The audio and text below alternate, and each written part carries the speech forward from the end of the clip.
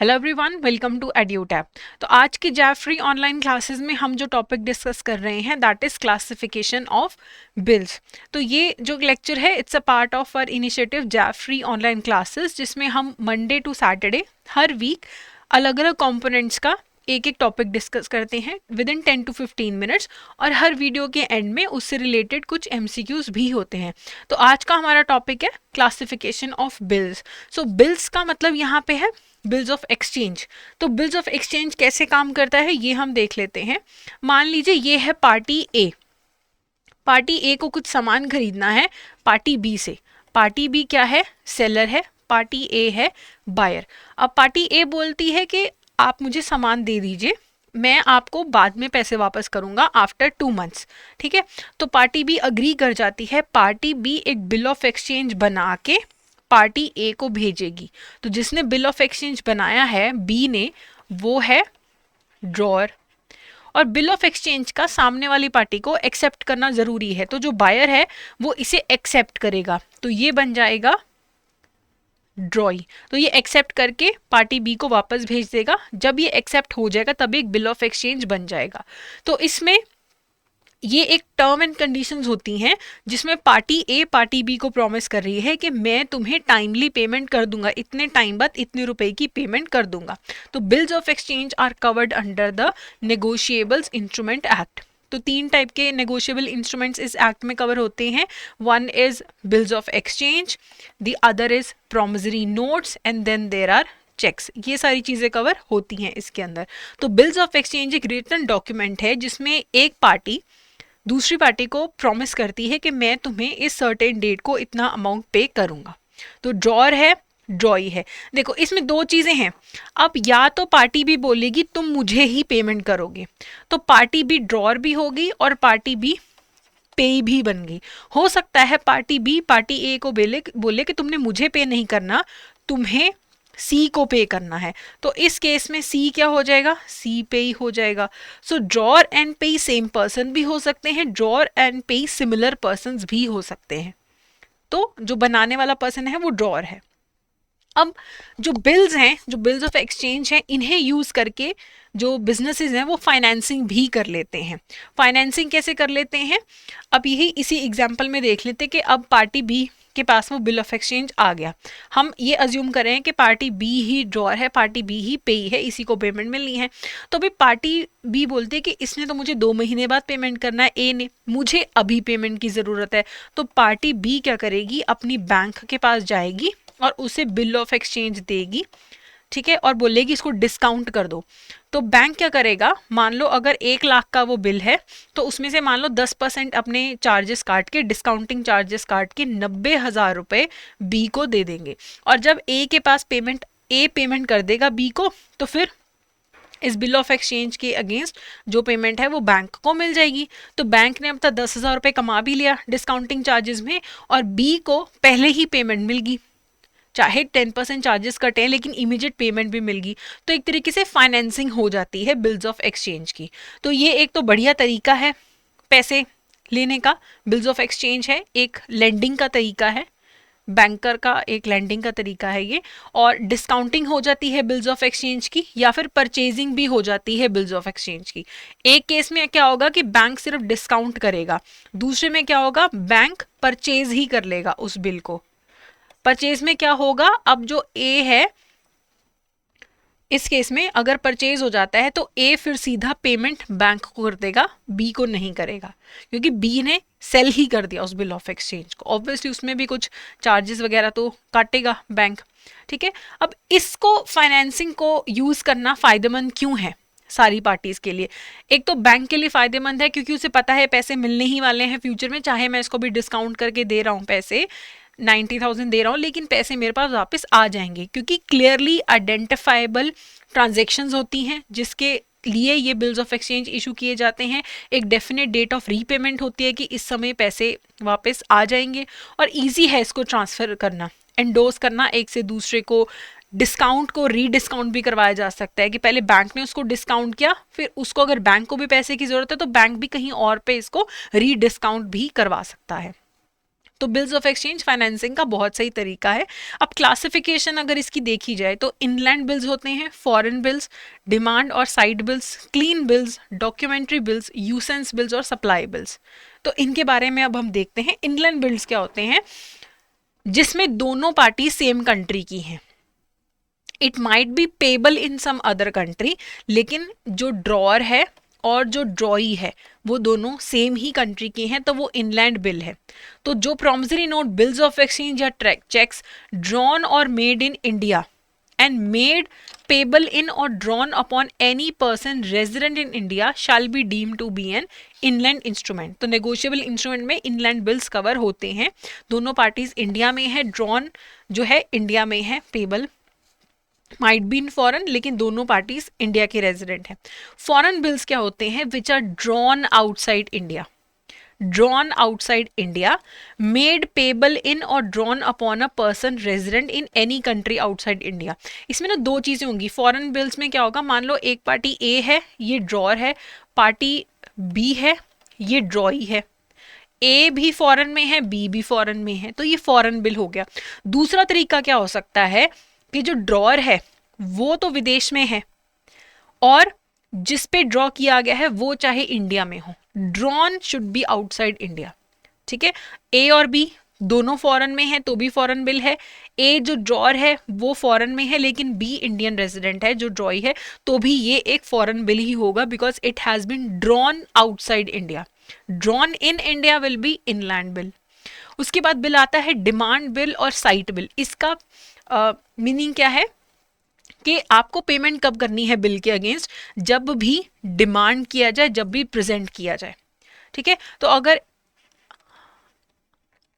अमन नाम का पर्सन है, अमन नाम का पर्सन है, इसने राहुल नाम के पर्सन को बिल ड्रॉ करके दिया, राहुल ने एक्सेप्ट कर लिया कि मैं पेमेंट कर दूंगा, लेकिन इस बिल की पेमेंट कब होगी? जब अमन ले जाके इसे प्रेजेंट करेगा कि देखो अब मुझे पेमेंट दे दो, तो फिर राहुल अमन को पेमेंट कर देगा। इसमें कोई टाइम स्पेसिफाइड नहीं होता, लेकिन जब भी डिमांड की जाती है, जब भी प्रेजेंट किया जाता है, तब पेमेंट होती है। ऐसे बिल्स को डिमांड बिल या फिर साइट बिल बोला जाता है। फिर आता है यूसेंस बिल्स या फिर टाइम बिल। टाइम बिल से याद रखना है कि टाइम बाउंड बिल होते हैं, इसमें स्पेसिफिक टाइम और पीरियड मेंशन होता है यूसेंस या टाइम बिल्स के अंदर। इसमें दो प्रकार रहते हैं, after sight and after date. After date में क्या होगा? Due date is calculated from the bills date. मान लो एक बिल बनाया गया है 30 डेज के लिए, तो जिस दिन ये बिल बना उसके 30 डेज के बाद इसका पेमेंट होगा आफ्टर डेट में, कि जिस डेट को बना उसके बाद से 30 डेज कैलकुलेट होंगे। आफ्टर साइट में क्या होगा? आफ्टर साइट में इसी एग्जाम्पल को अगर लेके चले अमन और राहुल वाले को, अमन जब ये बिल राहुल को प्रेजेंट करेगा उसके 30 डेज के बाद राहुल पेमेंट करेगा। तो यहाँ पे कैलकुलेशन बिल की कब शुरू होगी? डेट की, from the date for the drawings acceptance denotes that the due date is calculated from the bill's presentation date। Presentation करने के बाद फिर उसका टाइम पीरियड कैलकुलेट होता है कि आफ्टर साइट। आफ्टर डेट में क्या होगा? बिल की डेट से डे कैलकुलेट होगा। तो दो प्रकार रहते हैं। फिर आते हैं क्लीन बिल्स। क्लीन बिल्स और डॉक्यूमेंट्री बिल्स में डॉक्यूमेंट्स के रिलेटेड डिफरेंशिएशन है। क्लीन बिल्स जो हैं इनके साथ documents of title of goods नहीं होता है। It's a bill of exchange drawn as per the requirement of negotiable instrument act.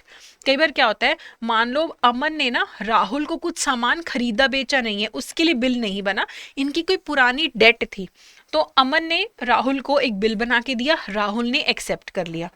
अब यहाँ पे कोई गुड्स तो एक्सचेंज हुए नहीं है, इसलिए कोई document of title of goods भी नहीं है यहाँ पे, लेकिन फिर भी राहुल ने इसे एक्सेप्ट कर लिया। तो ऐसे टाइप का जो बिल है ये क्लीन बिल है, बना नेगोशिएबल इंस्ट्रूमेंट एक्ट के हिसाब से है, लेकिन it is not supported by document of title of goods. तो ये क्लीन बिल्स है, नॉर्मली डेट या क्लेम को सेटल करने के लिए होता है, या कई बार जो बायर और सेलर हैं इनके म्यूचुअल कंसेंट से भी बन जाता है ये बिल, कि ठीक है document of title of goods की जरूरत नहीं है, हम इतना रेगुलर बिजनेस करते हैं, एक दूसरे को जानते हैं, there is no need to supported by document of title of goods. ये होते हैं क्लीन बिल्स, नो डॉक्यूमेंट्स, अकेला ही ये बिल है। डॉक्यूमेंट्री बिल इससे बिल्कुल ऑपोजिट है। इसमें सारे सपोर्टिंग डॉक्यूमेंट्स होते हैं, इसमें document to title of goods होता है, ऐसे डॉक्यूमेंट्स होते हैं जो बता सकें कि ट्रांजैक्शन हुई थी या ट्रेड हुआ था। इसमें क्या होगा, अमन ने राहुल को सामान बेचा और उसमें फिर एक डॉक्यूमेंट क्रिएट होगा टाइटल ऑफ गुड्स का। तो जो मेन बिल ऑफ एक्सचेंज होगा उसके साथ document of title of goods भी होगा, जो बताएगा कि अमर और राहुल के बीच में कौन सा ट्रेड हुआ था। यहाँ पे डॉक्यूमेंट्री बिल्स होते हैं। फिर होते हैं documents against payment, documents against acceptance. Documentary bills में डॉक्यूमेंट अगेंस्ट पेमेंट होते हैं, डॉक्यूमेंट अगेंस्ट एक्सेप्टेंस होते हैं। डॉक्यूमेंट अगेंस्ट पेमेंट में क्या होगा, जब डॉक्यूमेंट दिए जाएंगे, डॉक्यूमेंट तभी दिए जाएंगे टाइटल ऑफ गुड्स के जब पेमेंट हो जाएगी। ठीक है, अमन राहुल को बोलता है कि मैं तुम्हें इन गुड्स के जो टाइटल है वो डॉक्यूमेंट्स तभी दूंगा जब तुम मुझे पेमेंट कर दोगे। डॉक्यूमेंट्स अगेंस्ट एक्सेप्टेंस में क्या होगा, अमन कहेगा राहुल को कि जब तुम ये बिल ऑफ एक्सचेंज एक्सेप्ट कर लोगे, एक्सेप्ट करना जरूरी होता है ना ड्रॉई का बिल ऑफ एक्सचेंज को, कि जब तुम इसे एक्सेप्ट कर लोगे बिल ऑफ एक्सचेंज को तब तुम्हें डॉक्यूमेंट्स मिल जाएंगे।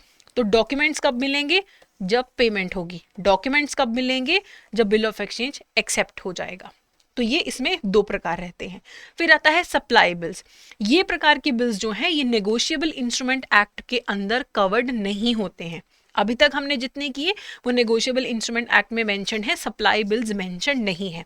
अब इनमें क्या होता है कि एक सरकार ने कॉन्ट्रैक्ट दिया है बांध बनाने का, किसी कॉन्ट्रैक्टर को बांध बनाने का, बाढ़ आ गई थी उसके बाद बांध बनाने का कॉन्ट्रैक्ट मिला है। तो अब उसके अंदर क्या होता है, सरकारी महकमे में एक साथ पैसा नहीं आता है। तो पहले कॉन्ट्रैक्टर कुछ सामान वगैरह लेके आएगा बांध बनाने के लिए, उसका बिल बनाएगा, सरकार को देगा। ठीक है, सरकार उसे एक्सेप्ट करेगी। फिर उसके बाद वो 50% काम करने के बाद सरकार को फिर और बिल बना के देगा, फिर काम फिनिश होने के बाद बिल बनाएगा। तो ये जो गवर्नमेंट डिपार्टमेंट को जब आप कोई सप्लाई करते हो सामान या उनका कोई काम करते हो, तो फिर तब जो आप बिल बना के देते हो सरकारी डिपार्टमेंट्स को कि इसके अगेंस्ट हमें पेमेंट चाहिए, ऐसे बिल्स होते हैं supply bills. But it is not covered under the negotiable instruments act. अब इससे रिलेटेड क्वेश्चंस देख लेते हैं।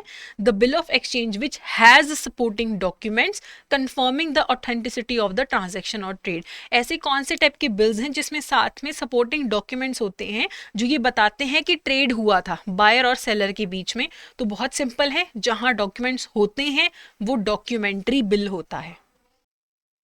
नेक्स्ट क्वेश्चन है, the bill does not have a fixed date of payment, therefore the bill has to be cleared whenever presented. ये कौन से type का बिल होता है जिसमें कोई फिक्स्ड डेट ऑफ पेमेंट नहीं है, जब उसे प्रेजेंट किया जाए तब उसके अगेंस्ट पेमेंट मिल जाती है? Clean bill, usance bill, documentary bill या नन ऑफ दी अबव?